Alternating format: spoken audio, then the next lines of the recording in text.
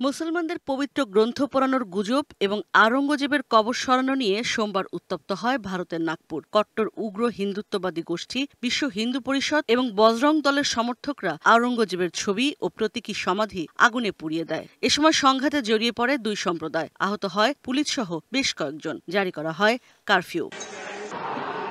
মার্কিন যুক্তরাষ্ট্রের গোয়েন্দা প্রধান তুলসী গেবার্ডের ভারত সফরের মধ্যেই এমন সংঘর্ষ।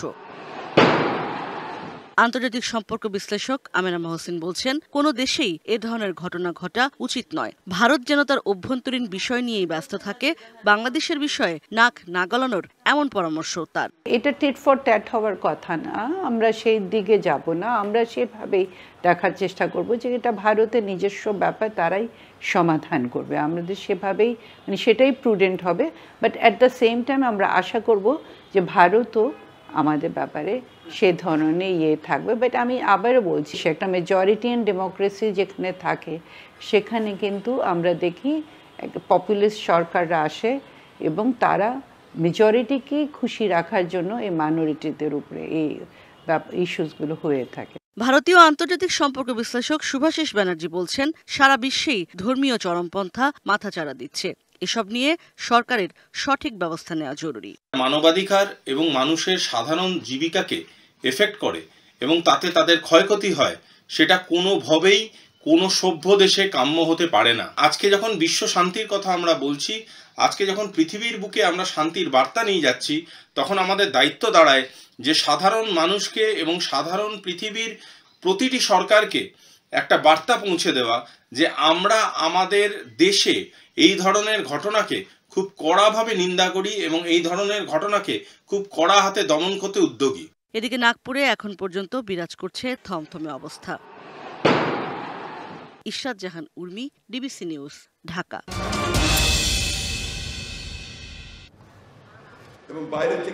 5 আগস্টের পর পরিবর্তিত প্রেক্ষাপটে দেশের রাজনীতির মাঠ। নির্বাচনকে সামনে রেখে সাংগঠনিক তৎপরতায় ব্যস্ত বিএনপি। কিছু কিছু ব্যক্তি গোষ্ঠী তারা ভুল ব্যাখ্যা দিয়ে জনগণকে বিভ্রান্ত করার চেষ্টা। রাজনীতি পালাবদলে চলার পথে কখনো কখনো খেই হারায় দলের কিছু নেতাকর্মী, জড়ায় নানা নেতিবাচক কর্মকাণ্ডে, প্রশ্নবিদ্ধ হয় দল। সম্প্রতি বিএনপি নেতাকর্মীদের জড়িয়ে এমন কিছু অনাকাঙ্ক্ষিত ঘটনায় নড়েচড়ে বসে দলের হাইকমান্ড। কঠোর অবস্থানে যায় দলটি। বেশ কয়েকটি নির্দেশনা দিয়ে নেতাকর্মীদের সতর্ক করে সাফ জানিয়ে দেওয়া হয়, দলের ভাবমূর্তি নষ্ট হয় এমন কর্মকাণ্ডে জড়ালে কোনো ছাড় নয়। ব্যক্তির চেয়ে দল বড়, দলের চেয়ে দেশ বড়। দলীয় সব নির্দেশনার মধ্যে রয়েছে দলের ভাবমূর্তি নষ্ট হয় এমন কাজ থেকে বিরত থাকা, মাটির ব্যবসা ও বালুর ব্যবসা থেকে বিরত থাকা, ঠিকাদারি কাজে সরকারি নীতিমালা অনুসরণ, যে কোনো ধরনের তদবির থেকে বিরত থাকা, হাটবাজার ও বালু মহলের ইজারা থেকে বিরত থাকা সহ আরও কিছু গুরুত্বপূর্ণ বিষয়। এসব নির্দেশনার বিষয়ে ইতিমধ্যেই প্রয়োজনীয় ব্যবস্থা নেওয়ার কথা জানায় সিনিয়র নেতারা। পুলিশ এবং প্রশাসনকে আমরা পরিষ্কার বলে দিয়েছি, বিএনপিতে কোনো চাঁদাবাজির স্থান হবে না। যারা বিএনপির নাম দিয়ে মাস্তানি গুন্ডামো করবে তাদের বিরুদ্ধে আইনগত ব্যবস্থা নেওয়ার জন্য আমরা বারবার আহ্বান জানাচ্ছি এবং কাউরে বহিষ্কারও করা হয়েছে। এসব নির্দেশনার বাইরে যাওয়ার সুযোগ নেই, এর ব্যত্যয় হলেই কঠোর পদক্ষেপ, কোনো ছাড় নয়। এখন পর্যন্ত বোধহয় আমাদের সারা দেশে বোধহয় 2000-এর উপরের কর্মীদেরকে আমরা এক্সপেল করে দিয়েছি।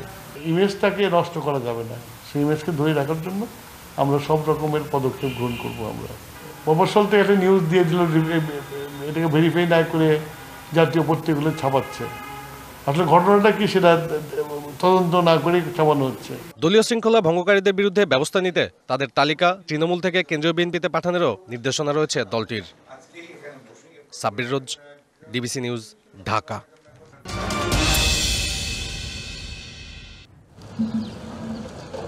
জুলাই অভ্যুত্থানে আওয়ামী লীগ সরকারের পতনের পরই নোয়াখালী বিজ্ঞান ও প্রযুক্তি বিশ্ববিদ্যালয়ের ক্যাম্পাস ছাড়া ছাত্রলীগের নেতাকর্মীরা এখন সক্রিয় অন্য ছাত্র সংগঠন। ছাত্রদলের সাংগঠনিক কার্যক্রম চলছে পুরনো কমিটি দিয়ে। তবে কর্মীদের চাঙ্গা করতে দ্রুত নতুন কমিটির আশা নেতাদের। লক্ষ্য শিক্ষার্থী বান্ধব রাজনীতি। ক্যাম্পাসমুখী কার্যক্রম নিয়ে হচ্ছে নব্যপ্রবী ছাত্রদল তার প্রায়োরিটি বেস কাজ চালিয়ে যাবে। সারা বাংলাদেশে এরকম একটা মনিটরিং সেল থাকে, তাহলে নব্যপ্রবী ছাত্রদল তথা প্রত্যেকটা ইউনিটি হচ্ছে আরও দায়বদ্ধ থেকে দায়িত্বশীলভাবে হচ্ছে কার্যক্রম পরিচালনা করতে পারবে বলে আমি মনে করছি। জুলাই বিপ্লবের পর ক্যাম্পাসে প্রকাশ্যে নানা কার্যক্রমের মাধ্যমে নিজেদের অবস্থান জানান দিচ্ছে ইসলামী ছাত্র শিবির। জোর দিচ্ছে শিক্ষার্থীদের অধিকার আদায়ে। শিক্ষার্থীরা যে ধরনের রাজনীতি পছন্দ করে, ইসলামী ছাত্র শিবির ঠিক সে ধরনের ছাত্র রাজনীতি ছাত্রবান্ধব রাজনীতি করতে যা যা প্রয়োজন ইসলামী ছাত্র শিবির শিক্ষার্থীদের জন্য সকল সহযোগিতামূলক কার্যক্রম করতে সদা তৎপর থাকবে। বৈষম্য বিরোধীরা বলছেন জুলাই আন্দোলনের মাধ্যমে সুসম্পর্ক হয়েছে, সবার সাথে বিরোধ নয় ঐক্য রেখে কার্যক্রম চালিয়ে যেতে চান তারা। প্রশাসনও বলছে রাজনীতি নিষিদ্ধ, সেক্ষেত্রে ছাত্র সংগঠনগুলো তারা নামে বেনামে এখনো রাজনীতি করতেছে। মতের পার্থক্য থাকতে পারে অনেকাংশে, যেহেতু তারা রাজনৈতিক করে, আমরা একটা অরাজনৈতিক প্ল্যাটফর্ম, সেটাকে আমরা পরামর্শ হিসেবে নিচ্ছি। ক্যাম্পাসে ছাত্র রাজনীতির প্রয়োজন থাকলেও অতীত অভিজ্ঞতার কারণে লেজুর ভিত্তিক ছাত্র রাজনীতির পক্ষে নয় বিশ্ববিদ্যালয় প্রশাসন। লেজুর ভিত্তিক রাজনীতির যে বয়াল রূপ ছাত্ররা দেখছে সেটা আর দেখতে চায় না। বিভিন্ন বডিতে শিক্ষার্থীদের একটা প্রতিনিধিত্ব থাকা উচিত, যথাযথভাবে নেতৃত্ব তুলে নিয়ে আসতে পারি, তাহলে কিন্তু কোনো একটা ওয়েতে আমাদের ছাত্রদের প্রতিনিধিত্ব, শিক্ষার্থীদের প্রতিনিধিত্ব বিশ্ববিদ্যালয়ে থাকতে হবে, এটাই আমরা বিশ্বাস করি। ব্যক্তি স্বার্থের জন্য নয়, ছাত্রদের কল্যাণে হোক রাজনীতি, এমনটাই দাবি শিক্ষার্থীদের। DBC news desk. রাজধানীর খুচরা বাজারে ডিমের ডজন 120 টাকা, আর এই খবরে খুশি খুচরা ক্রেতারা। কিন্তু এই খুশির খবরের পেছনে একটি কষ্টের গল্পও আছে।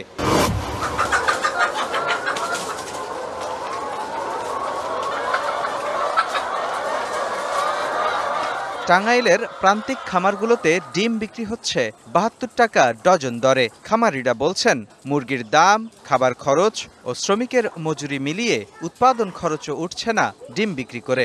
লোকসানে থাকা খামারি চিন্তা করছেন খামার বন্ধ করে দেয়ার। 6 টাকা বাজার, এখন দুধক কোথায়, ফেসবুকের লোকজন কোথায়? আসেন আমাদের দিকে এগিয়ে আসেন। সরকারে একটা রেট বাধাই দিয়েছিল, ওই রেটে কোনো ডিম বিক্রি হচ্ছে না।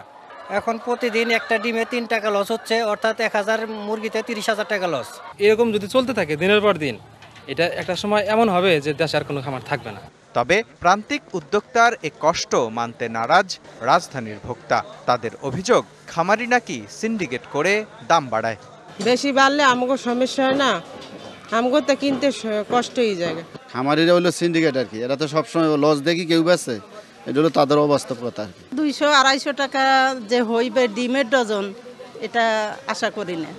তবে দাম বিশ্লেষণ করলে দেখা যায় খামারির 72 টাকা ডজনের ডিম ভোক্তা কিনছেন 120 টাকায়, যার 48 টাকায় যাচ্ছে মধ্যস্বত্বভোগীর পকেটে। 4 রাত বদলে হওয়ার পরে আমরা 4 রাতের মাথায় আমরা পড়ি, যে পর্যায়ে ডিমের দামটা আছে খামার ওলা মনে হয় না যে খামারটা রাখবো, বন্ধ করে দিব।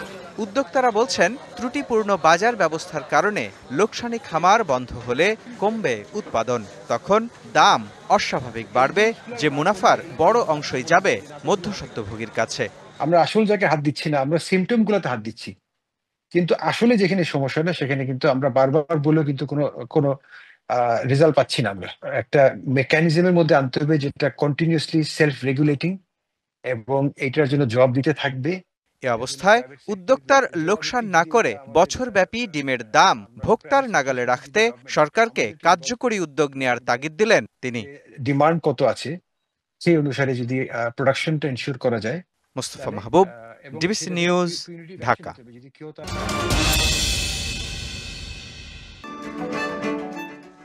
এবারের ঈদে ছেলেদের জন্য রয়েছে এক্সক্লুসিভ ব্র্যান্ডের পোশাকের পসরা। ক্রেতাদের চাহিদার কথা মাথায় রেখে ডিজাইনার দোকানগুলো পাঞ্জাবির পাশাপাশি জুতা, বেল্ট, মানিব্যাগও মিলছে একই ছাদের নিচে।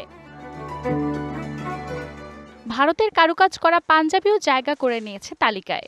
আমাদের ঈদের যে ট্রেন্ডিং এন্ড এক্সক্লুসিভ কালেকশনগুলো, এগুলো ম্যাক্সিমামই বোম্বে এবং ইন্ডিয়া থেকে কলকাতা থেকে আসে, সেগুলো কাস্টমার খুবই পছন্দ করে এবং খুবই কাস্টমার এগুলো চাহিদা থাকে। অন্য বারের থেকে এবার একটু চেঞ্জ করেছি আমরা, যেমন সুতি ভিতরে কিছু কালেকশন করেছি, কিছু আপনার জামি ওয়ারের ভিতরে কালেকশন করেছি, কিছু জারদোসি এবং কাঠচুপি এগুলোর ভিতরে কিছু কালেকশন করেছি, যেটা গতানুগতিক অন্য বারের মতো একটু চেঞ্জ করেছি আমরা। দেশি পণ্যের ভিড়ে নামি দামি ব্র্যান্ডেড কাপড়ে আস্থা ক্রেতাদের। ঈদের কালেকশন খুব ভালো উঠছে, পছন্দ হচ্ছে, আশা করি নিব। হাজব্যান্ডের সাথে এসেছি, মেন্স কালেকশন দেখছি, কালেকশন খুব চমৎকার নিয়েছি, মোটামুটি যা নেওয়া হয়ে গেছে। ঈদের কালেকশনগুলি ভালো, আর নিচ্ছি হলো গিফটের জন্য। মানজু মাফরুজ নীলিমা, ডিবিসি নিউজ, ঢাকা।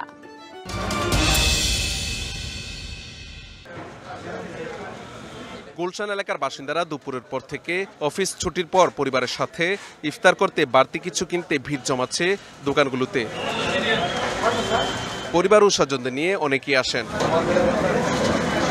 খাবারের বৈচিত্র্য আর গুণাগুণ যাই হোক না কেন গুরুত্ব দিচ্ছেন মানের। ভ্যারাইটিস বা ডিফারেন্ট টাইপের খাবার ট্রাই করতে। দামও ঠিক আমাদের নাগালের ভিতরে আছে। গেস্টটা মেহমানটা একটু বেশি হয়, ওই সময় আসলে এটা চাপটা পড়ে বেশি। সবাই একটু এক্সেপশনাল একটা খাবার খেতে চায়, সেই ক্ষেত্রে আমরা চাই যে একটু এক্সেপশনাল খাবার এইখান থেকে পাবো, সেই জন্যই এখানে আসা এবং কেনা। দোকানিরা বলছেন আগের তুলনায় এবছর বেচা কেনা বাড়ার পাশাপাশি বেড়েছে ক্রেতাও।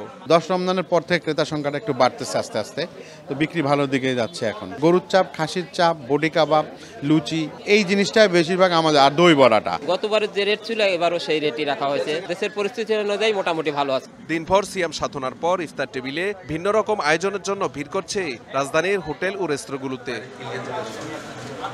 মাহমুদুল হাসান আজিম, ডিবিসি নিউজ, ঢাকা। ঈদে প্রতিবারই অতিরিক্ত যাত্রীর চাপ সামাল দিতে হয় রেলওয়েকে। এবার গত 2 মাস আগে থেকেই প্রস্তুতি নিচ্ছে রেলওয়ে পূর্বাঞ্চল। ঈদ যাত্রায় বিশেষ ট্রেনের পাশাপাশি থাকছে বাড়তি কোচ, যাতে যাত্রীরা সুন্দরভাবে, সম্পূর্ণ ভালোভাবে, আরামায়েশভাবে যাইতে পারে, সেই জন্যই এই কাজগুলো হচ্ছে ভালোভাবে।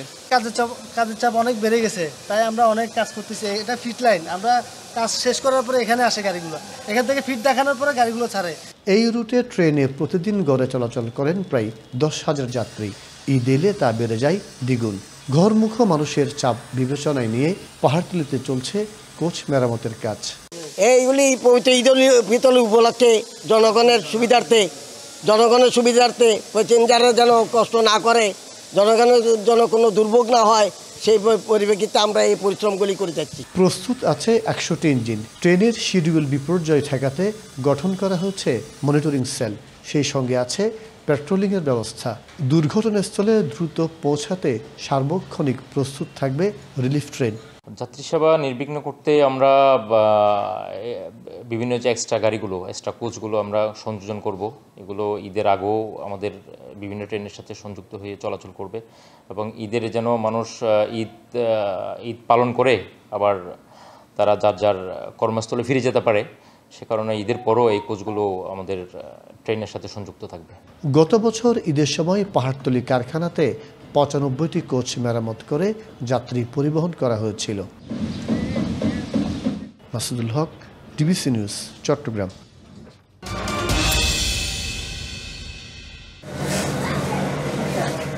ঈদের নতুন পোশাকের সাথে নতুন জুতা এখন স্বাভাবিক চাহিদার মধ্যে পড়ে। সেই চাহিদায় এখন ব্যস্ত ব্রাহ্মণবাড়িয়ার জুতা কারখানাগুলো। কাজের চাপে ঘুম উঠে গেছে শ্রমিকদের। ঈদের মৌসুমের অপেক্ষায় থাকেন মালিক শ্রমিকরা। জেলায় 40টি অটো জুতার কারখানা ছাড়াও প্রায় অর্ধশত হাতের তৈরি কারখানায় 5 থেকে 6 হাজার শ্রমিক দিনরাত কাজ করছেন।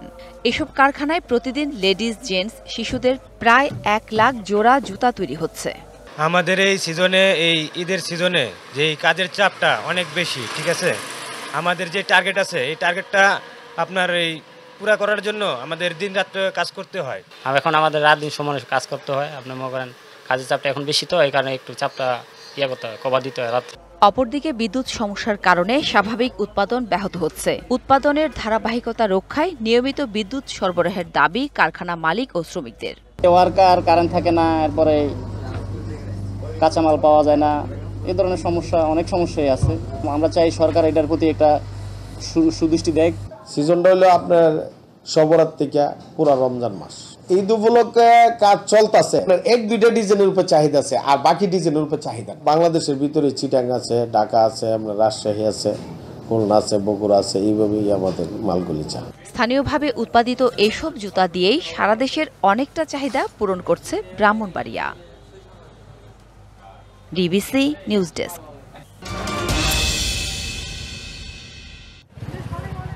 এবার মাগুরায় দেখা মিলল সত্যিকারের আয়নাবাজির। সিনেমার দৃশ্যের মতো এখানেও বদলে গেছে আসামি। নামের জটিলতায় ধর্ষণ মামলায় কারা ভোগ করছেন নির্দোষ এক ব্যক্তি।